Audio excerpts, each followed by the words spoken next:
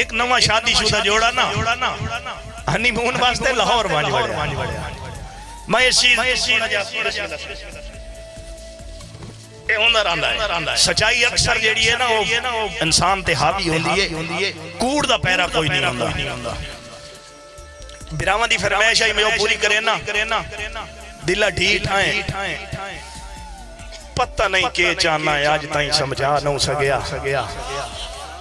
बिस्मिल्लाह भाई मुलाजिम दिला ढीठ है पता नहीं के चाहना है आज ताई समझा न सगया तेनू इल्म है ओ तेरा नहीं बनदा तावी ज़हन तुला न सगया ते मेरा हो के काविश तू मेरे दुख दर्द वंडा न सगया ओए बंदे रब भुल वेंदे तू झलिया एक शख्स भुला न सगया बिस्मिल्लाह एक शेर अच्छा भाई दी फरमाइश है के हिक्का रोतल बेली खुशियां हिक्का रोतल बेली खुशियां दी असल संगता नाल गुजारी बस काविश वतना है लो गई मेरी हस्ती गैर मेयारी मैं चाहे शौक तो पूछया